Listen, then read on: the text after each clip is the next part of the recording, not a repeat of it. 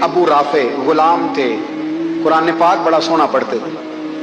हजरत उमर जब भी उन्हें मिलते कहते अबू राफे तो उमर से अच्छा है, कुरान बड़ा शानदार पढ़ता है। तो वो कहते हुजूर अगर मैं कुरान सही पढ़ता हूं तो आपको कुरान की तशरीह ज्यादा सही आती है, आप भी तो मुझसे अफजल हैं। तो आप फरमाते नहीं फिर भी तो मुझसे अफजल है। क्यों?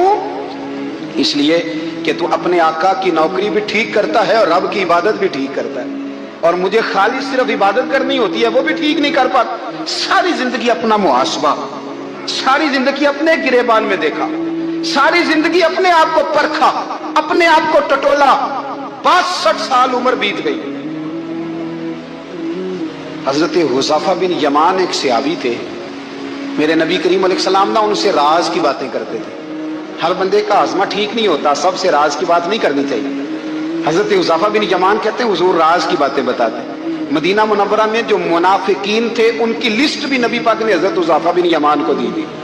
जब कोई मशकूक आदमी मर जाता ना तो सहाबा कहते हम देखते अगर हजरत हुज़ैफा ने जनाजा पढ़ा तो हम भी जनाजा पढ़ लेते। नबी पाक ने भी कुछ जनाजे नहीं पढ़े, तिरमिजी में है, फरमाया उस्मान से जो बुग़्ज़ रखे उसका जनाजा नहीं पढ़ेंगे। हजरत हुज़ैफा बिन यमान अगर जनाजा पढ़ते तो लोग पढ़ते, वो ना पढ़ते तो लोग जनाजा ना पढ़ते। हजरत हुज़ैफा बिन यमान कहते हैं जनाब उमर फारूक की खिलाफत के आखिरी अय्याम थे, कुछ दिनों के बाद वो शहीद हो गए।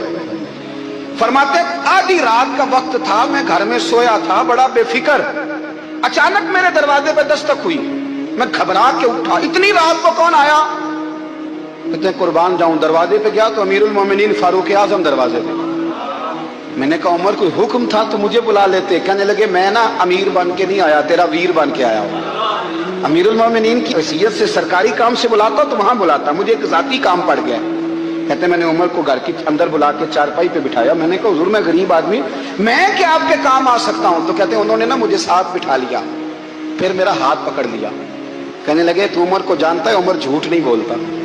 तू जानता है? उमर वादों का पक्का है। कहा हुजूर जानता हूं। कहा मैं उस वक्त आया हूं जब देख भी कोई नहीं रहा।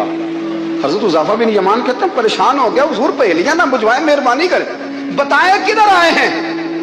हजरत उमर फारूक फरमाने लगे 62 साल का हो गया हूं, 63 में चल रहा है, दाढ़ी सफेद हो गई है, फल पक गया, उठ फरीदा सुतिया, दाढ़ी आ गई कूर, अग्गा नेड़े आ गई, पिछा रह गया दूर।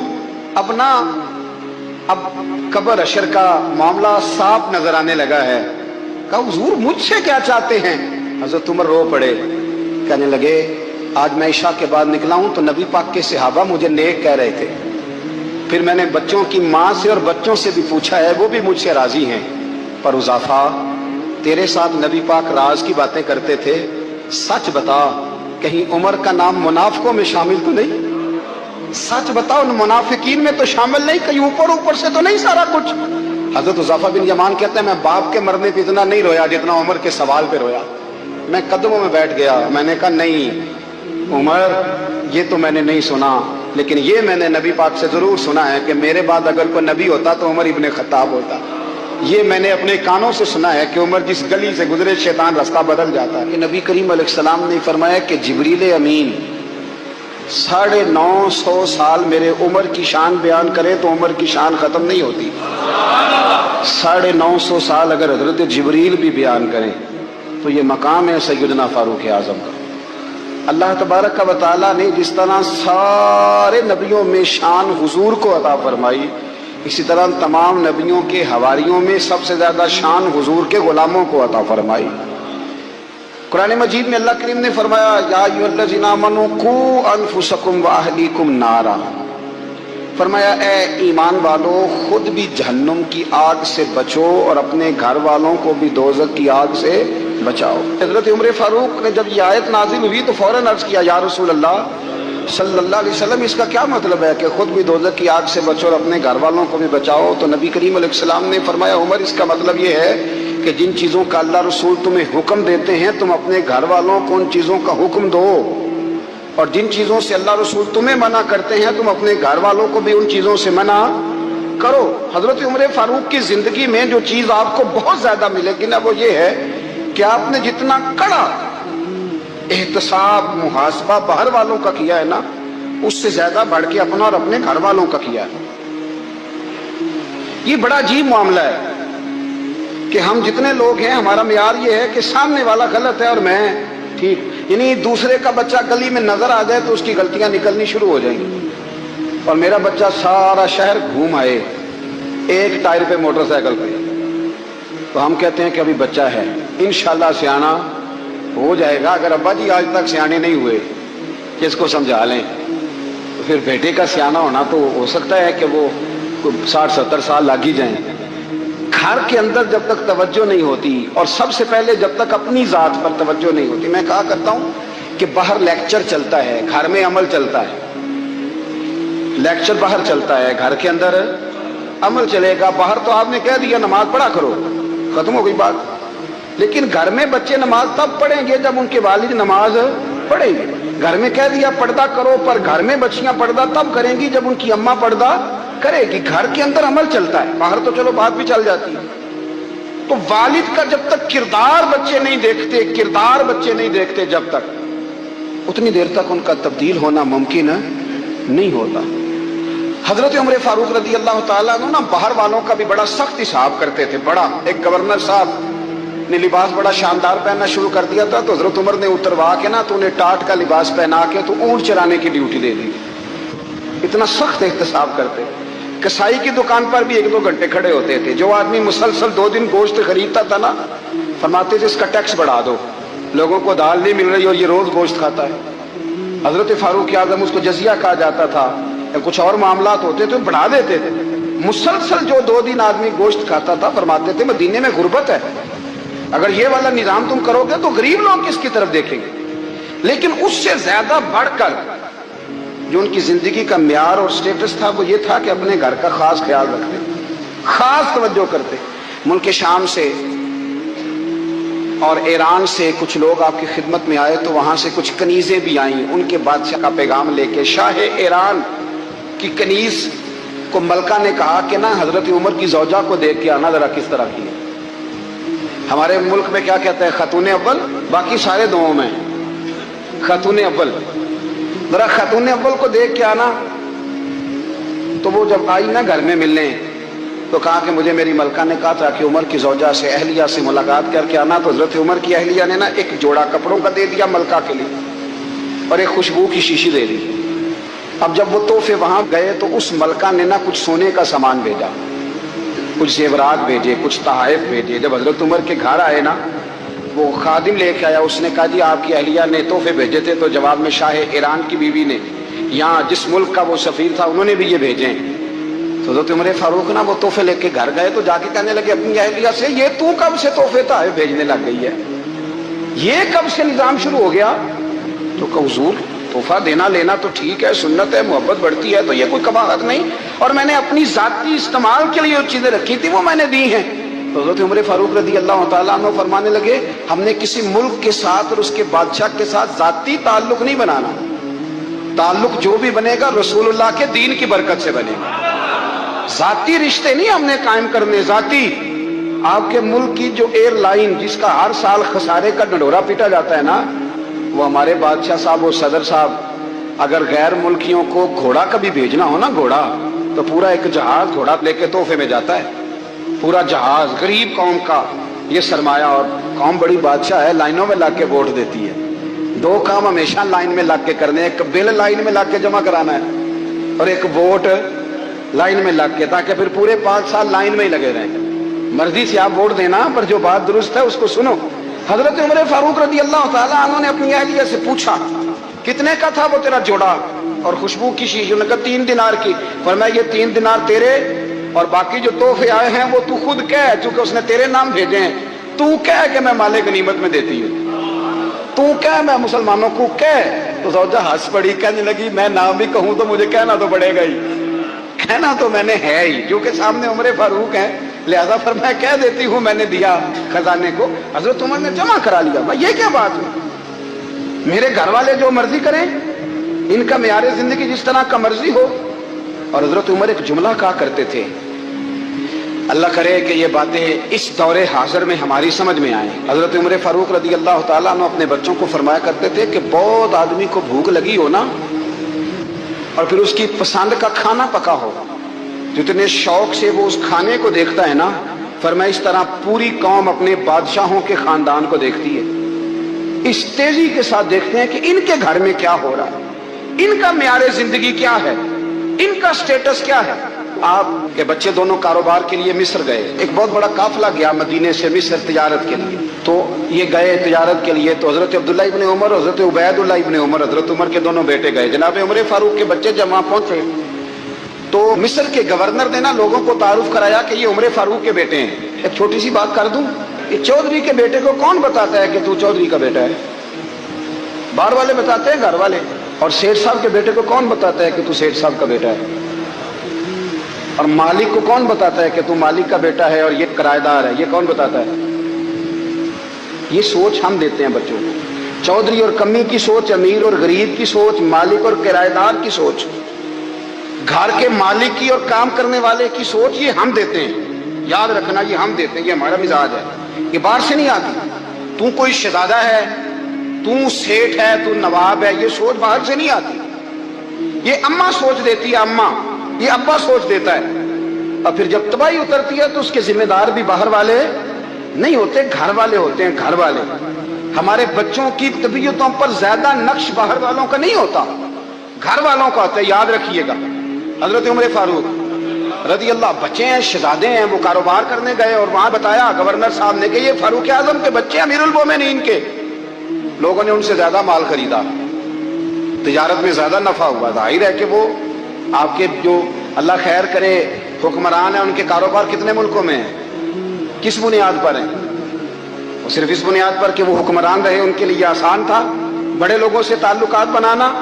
حضرت عمر فاروق رضی اللہ تعالیٰ عنہ کے بچے ڈھیروں مال کما کے جب واپس آئے نا، تو حضرت عمر سے آ کے بچوں نے بطور محبت کا، ابا جی اللہ نے بڑا ہی فضل کیا ہے، بڑا مال کمایا الحمدللہ، یہ دیکھیں کتنا نوازا ہے۔ تو حضرت عمر کہنے لگے سارے قافلے نے اتنا ہی کمایا ہے؟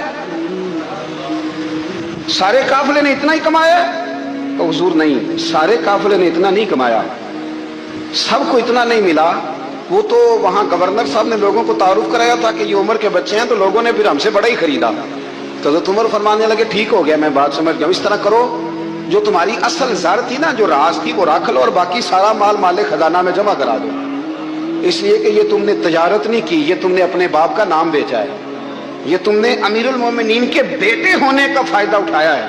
فرمایا یہ تمہارا نہیں حق، یہ مسلمانوں کا ہے، اس لیے کہ یہ مال تم نے محنت سے نہیں کمایا، یہ باپ کی کرسی کا فائدہ اٹھایا ہے۔ اور فرمایا اگر تم نے مال جمع نہ کرایا تو میں مال بھی لے لوں گا زبردستی اور کوڑے بھی ماروں گا، ڈبل سزا دوں گا، مرضی سے جمع کراؤ گے تو کوڑوں سے بچ جاؤ گے۔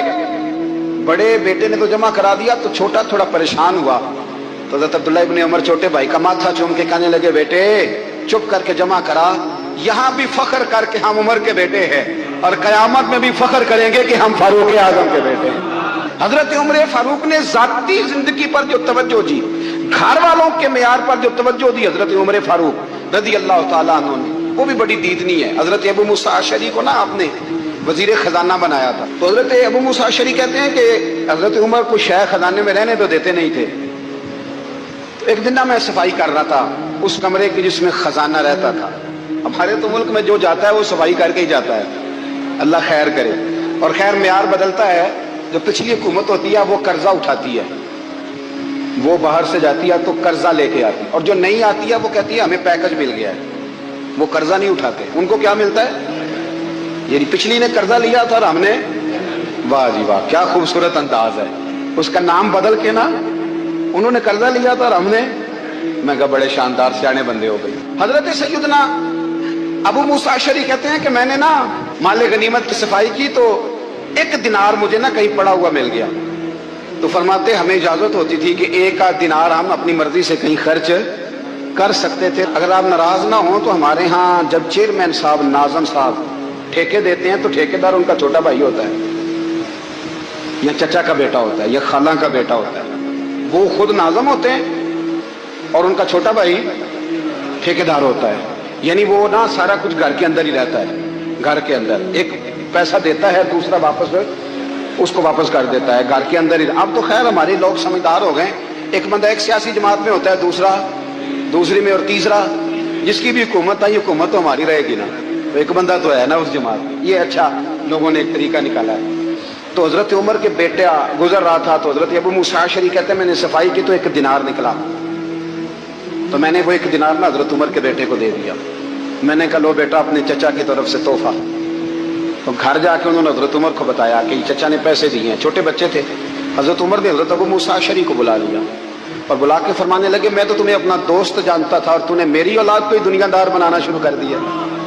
मेरे बच्चों को ही तुमने दुनियादार पैसों पे लगाना शुरू कर दिया। मैं तो तुम्हें यार समझता था।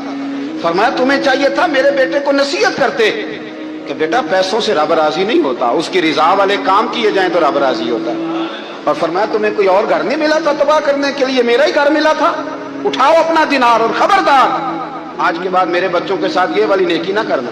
और हमारा क्या स्टेटस है, दोस्ती है ये उससे जो तोहफे ज्यादा दे, जो बच्चों को खराब करने में मदद ज्यादा करे उसके साथ गिराना। हजरत उमर ने घर पे और सबसे बढ़कर अपनी जात पे तवज्जो की। हजरत अबू मालिक रदी अल्लाह ताला अन्हु कहते मैं उमर के पीछे पीछे एक बाग में गया, अक्सर उस बाग में जाया करते थे। और उमर जाके ना तो दरख्त के नीचे बैठ गए और फरमाने लगे ओ अमीरुल मोमिनीन अल्लाह से डर जा, वरना जिस रब ने हुकूमत दी है वो अजाब भी बड़ा देगा।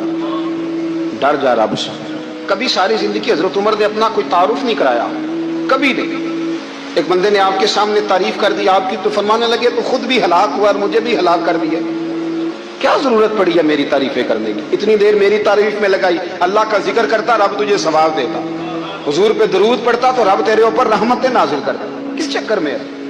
आज जितना अच्छी कोई खुशामद करे उतनी अच्छी वजारत मिलती है, जितनी अच्छी उसको जो है वो चापलूसी करनी आया दर्जा भी उसे उतना ही अच्छा मिलता है। हजरत उमर फारूक रदी अल्लाह ताला अन्हु आपके बेटे कहते हैं, साहिब फतूह शाम ने लिखा है, आपके साहबजादे कहते हैं मैं निकला तो मेरे अब्बा जी ना अपनी पुश्त पर मशकीजा रख के कुएं से पानी भर के आ रहे। मैं दौड़ के आगे गया, मैंने कहा अब्बा जी मुझे दे दे। फरमाने लगे बेटा तेरा क्या ख्याल है, कोई और नहीं था मशकीजा भर के लाने के लिए, तेरा क्या ख्याल है?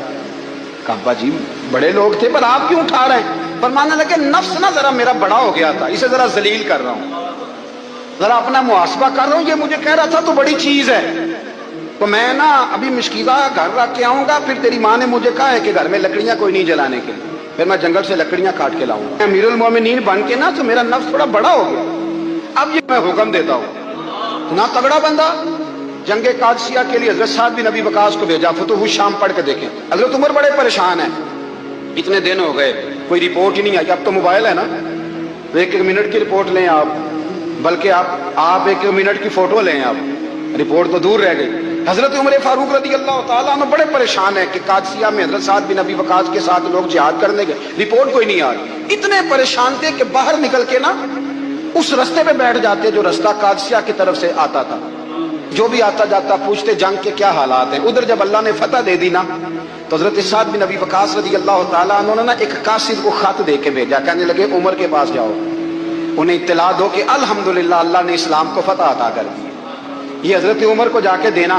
वो बड़े परेशान हो गए। वो जो उस जमाने में इस तरह होता था कि कई दूर दूर से सहाबा जो दूसरे शहरों के मुल्कों के रहने वाले होते थे वो भी आके शामिल हो जाते थे जिहाद में। कोई 1 दफा मदीने आया, कोई 2 दफा आया, फिर अपने अपने इलाकों में। बहुत सारे लोगों ने ज्यादा दफा हजरत उमर को देखा भी नहीं था। वो जो कासिद खत लेके आया था ना उसने 1 दफा देखा था, हजरत उमर बूढ़े हो गए, वो पहचानता नहीं था। उधर से वो खत लेके आ गया। हजरत उमर मदीने से बाहर निकल के उस रोड पे बैठे थे जो कादसिया से आता था। जब वो उस आदमी को आते देखा तो हजरत उमर उठ के खड़े हो गए, फरमाने लगे कादसिया से आ रहे हो? वो क्या कहता है, फटे पुराने कपड़े, टूटे हुए जूते, सर पे पुरानी पगड़ी। कहने लगे गुलाम मदीने के रहने वाले हो? हजरत उमर कहने लगे हाँ मदीने का हूँ। कहा मैं कादसिया से आया हूँ, अल्हम्दुलिल्लाह अल्लाह ने इस्लाम को फतह दे दी है, अल्हम्दुलिल्लाह कुफर की कमर टूट गई है। उसने ये बात करके तो घोड़े को एड़ी लगाई, घोड़ा दौड़ने लगा मदीने के। हजरत उमर भी साथ साथ दौड़ रहे। फरमाने लगे अच्छा बताओ खालिद बिन वलीद का क्या हाल है? थोड़ा आगे जाके फरमाने लगे उसामा बिन जैद कैसे है? वो कहते ठीक है। फिर उसने और घोड़ा, उमर साथ साथ दौड़ रहे हैं, साथ साथ। 24 लाख मुरब्बा मील का हुक्मरान, एक जूता पैर से निकल गया, उमर दौड़ रहे हैं। आगे जाके पूछते हैं साद बिन नबी वकास का क्या हाल है? कहा हुजूर वो भी ठीक है। कितने लोग मेरे शहीद हो गए मुसलमानों में से? कहने लगा सही गिनती का नहीं पता, ये लफ्ज अदा होते होते मदीने की सरहद आ गई। लोगों ने उमर को घोड़े के साथ दौड़ते देखा तो कहा अमीरुल मोमिनीन क्यों दौड़ रहे हैं? वो गुलाम छलांग लगा के नीचे आया, कदमों में बैठ गया। कहने लगा हुजूर आपने बताया ही नहीं आप अमीरुल मोमिनीन है। आप फरमाने लगे क्या बताता? میں تو اونٹ چرانے والے کا پتر ہوں، کیا بتاتا؟ وہ عمر ہوں جس نے اپنے گناہوں کا حساب دینا ہے، کیا بتاتا؟ جو سعد بن نبی وقاص کو جہاد پہ بھیج کے خود بزدلوں کی طرح گھر میں بیٹھا ہے، کیا بتاتا؟ کوئی حیثیت نہیں، کوئی طاقت۔ تو نے اچھا کیا، تو مجاہد تھا، مجھے ساتھ ساتھ دوڑایا، تو نے اچھا کیا۔ جتنے لوگ تھے چیخیں مار کے رونے لگے۔ حضرت فاروق اعظم سے کہنے لگے عمر جب تک تیرے جلوے رہیں گے اللہ کامیابیاں ہی عطا فرمائے گا، جب تک تیرا رنگ رہے گا اللہ تعالیٰ نوازتا ہی رہے گا۔ کچھ نہیں، کبھی اپنا آپ ظاہر ہی نہیں کیا۔ بہت بڑے تھے، بہت بڑے تھے حضرت عمر، بڑے تھے۔ حضرت